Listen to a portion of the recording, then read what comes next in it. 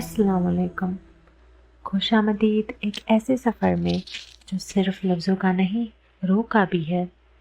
یہ ہے عمیرہ احمد کا شہر افاق ناول الف، ایک ایسا قصہ جو انسان کے رشتے، اس کے فن اور اس کے خالق سے جڑ کرنے کو بیان کرتا ہے۔ یہ کہانی ہے محبت کی، تلاش کی اور اس ایک نقطے کی جسے سب کچھ شروع ہوتا ہے، الف سے۔ آئیے آج سے ہم اس خوبصورت ناول کو قسط وار سنیں گے۔ یہ ہے پہلی قسط۔ الف، قسط نمبر 1۔ جہانے جہاں، آج تمہیں گئے 423 دن ہو گئے، بلکہ لگتا ہے 423 سال ہو گئے۔ تم نے میری زندگی کے ان دنوں کو جو تمہارے ساتھ لمحوں کی طرح گزرے تھے سال بنا دیا۔ مجھے کئی بار لگتا ہے میں ریت کی گھڑی ہوں جو پچھلے 423 دنوں سے تمہاری واپسی کے دنوں کو منٹوں گھنٹوں کی طرح گنتے ہوئے اسی ریت کی طرح گرتی بڑھتی جا رہی ہوں۔ تمہیں یاد ہے ہم پہلی بار جب ملے تھے تو دوسری ملاقات میں یہ ساری باتیں تم نے کہی تھی، وقت کے منٹوں گھنٹوں کو گننے کی، نہ گزرنے کی، لمحوں کی سست رفتاری کی، سالوں جیسا لگنے کی، اور تب ہماری پہلی اور دوسری ملاقات میں بس ایک دن ہی تو آیا تھا۔ آج میں 423 پہاڑ سر کر کے بیٹھی ہوں۔ تم نے مجھے موم کا بنا دیا ہے، جل جل کر پگھلنے والا موم، پر ختم نہ ہونے والا، راکھ نہ بن سکنے والا، اور تم جو سزا دے کے گئے ہو وہ بہت لمبی ہو گئی ہے، پر تمہاری دی ہوئی ہے اس لیے کاٹوں گی۔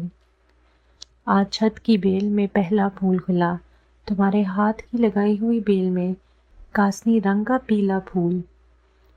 3 کلیاں اور بھی ہیں جو کل صبح میرے جاگنے تک کھل چکی ہوں گی۔ بہار آ رہی ہے، ہر بار تم مجھے چھت کی اس بیل میں پیلا پھول کھلنے کی یاد کرتے تھے۔ بہار بھی سب سے پہلے تم کو اپنے آنے کی خبر یاد کرتی تھی، اور تم مجھے سفید گلاب لا کر دیا کرتے تھے۔ یہ سبز بہار ان سفید گلابوں کے بغیر کبھی بہار نہیں لگتی۔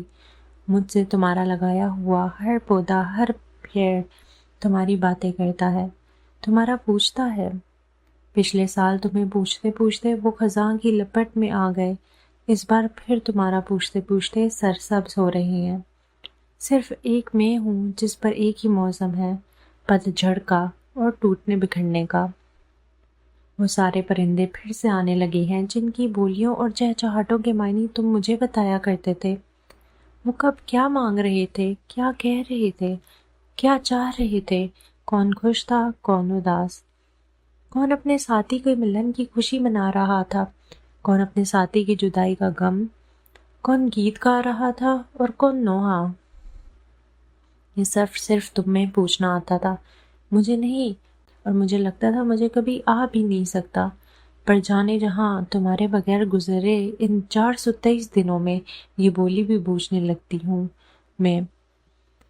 ان میں سے ہر ایک مجھ سے صرف تمہارا پوچھتا ہے کہ جو اس پہاڑ کے دامن میں، اس گھر کے پھولوں کے بیچوں بیچ، چاندنی راتوں میں اور خنک سیوروں میں اپنے سفید لباس میں ناشتہ سما کرتا تھا، وہ کہاں ہے؟ جس کے پاؤں کی گردش کی بے اختیاری رومی کے مسروں کی وجد جیسی تھی، وہ اب کہاں ہے؟ اور جس کے بازوؤں کی جنبش ہواؤں میں اپنا رستہ بناتی تھی، وہ خود اس گھر کا رستہ کیوں بھول گیا ہے؟ میرے پاس خاموشی کے سوا کچھ نہیں، ان سے کیا بات کروں، کیا بتاؤں؟ ان میں سے کوئی کچھ نہیں سمجھ پائے گا، نہ میری تعویلوں کو، نہ مجبوریوں کو، نہ بہانوں کو، اور نہ میرے غم کو۔ تم تو سمجھ سکتے تھے نا، تم تو ساتھی تھے میرے، زندگی بھر کے ساتھ کا وعدہ کر کے لائے تھے مجھے، تم اس طرح چھوڑ کر کیسے چلے گئے؟ ان لفظوں کی سہائی کو جو دھندلا رہا ہے وہ میرے آنکھوں کا پانی ہے، آنسو نہیں ہے، تمہارے بعد آنسو نہیں بہاتی میں، یہ پانی ہے، میرا پچھتاوا، میری ندامت، میری خطا کو مٹا دینے، بہا دینے کے لیے گرنے والا پانی۔ پر وقت گزرتا جا رہا ہے، زندگی بیت رہی ہے، نہ میرا پچھتاوا کم ہو رہا ہے، نہ تمہاری جدائی کا غم، اور نہ تمہارا غصہ۔ زندگی میں ایک غلطی کی میں نے، تم نے مجھے وہ بھی معاف نہیں کی۔ رومی کا ورلنگ درویش ہونے کے باوجود تم ساری دنیا کے لیے رحم اور درگزر تھے، میرے لیے کیوں نہیں ہوئے؟ میں نہیں رہوں گی تب آؤ گے تو کیا فائدہ؟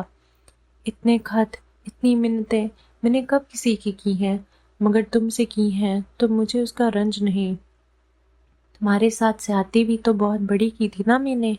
یہ سارے خط جو میں نے تمہیں لکھے یہ میرے پچھتاوے کے گواہ ہیں۔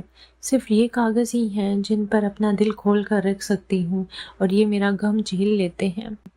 جو میں کر بیٹی ہوں وہ کس کو سنا سکتی ہوں میں؟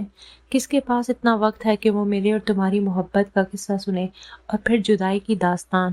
محبت کی ہر کہانی کو لوگ من گھڑت کہتے ہیں یا پھر نادانی۔ بس ایک میں ہوں جو اب بھی اس پر یقین کیے بیٹھے ہے۔ پتہ نہیں یہ صحیح ہے یا غلط، پتہ نہیں نادانی ہے یا حماقت، پر جو بھی ہے یہ میری جان لے گئی۔ تمہاری خطا کار جہاں۔